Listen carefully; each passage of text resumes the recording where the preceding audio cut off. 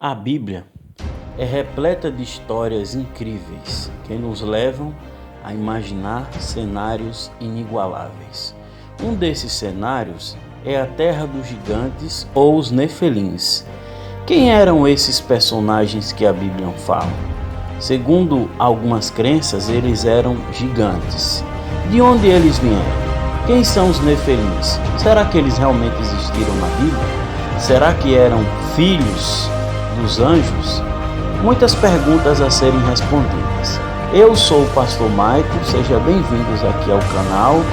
Se você ainda não é inscrito no canal, aproveita para se inscrever, deixa aquele like poderoso e compartilha para que essa mensagem consiga alcançar muitas pessoas e assim a gente prega o evangelho juntos. A base para o nosso estudo de hoje se encontra em Gênesis, capítulo 6, do versículo 1 até o 4, que diz assim: Vendo os filhos de Deus que as filhas dos homens eram formosas, tomaram para si mulheres, as quais entre todas mais lhes agradavam. Ora, naquele tempo haviam gigantes na terra. E também depois, quando os filhos de Deus possuíram as filhas dos homens, as quais lhe deram filhos, estes eram valentes, varões de renome na antiguidade. Esse é o texto que fala dos gigantes. A palavra gigantes que tem nesse texto vem do hebraico nefelins, que se deriva da palavra nafal, que quer dizer caído. Daí vem o pensamento desses seres serem filhos desses anjos que foram expulsos dos céus. Mas será que essas interpretações, qual delas estão de acordo com a palavra de Deus, com a Bíblia? É o que vamos ver a seguir. A primeira interpretação tem uma boa base em toda a Bíblia e em seu contexto.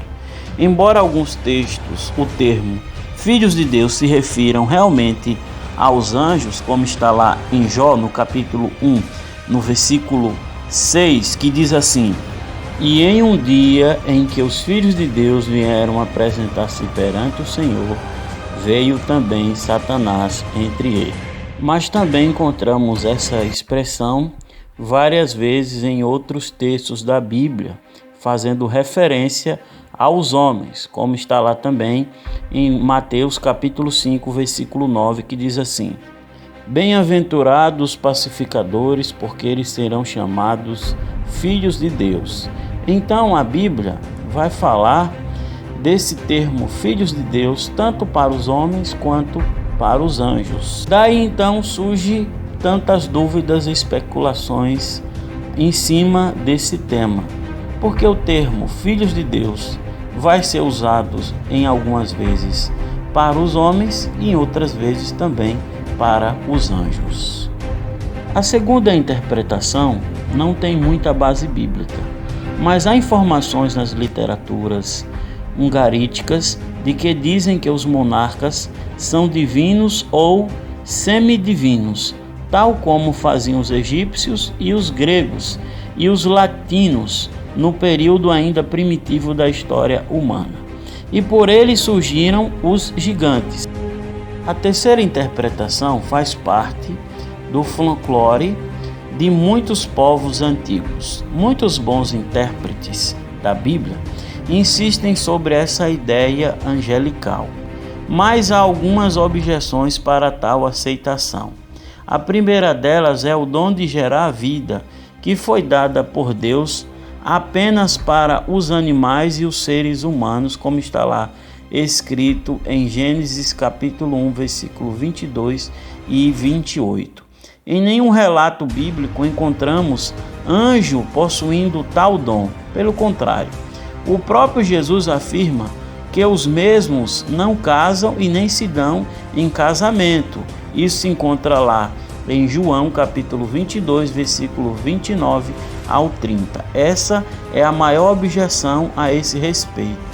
A ideia de seres humanos divinos é incompatível com o pensamento geral e o contexto da Bíblia. Nada mais é do que uma mitologia.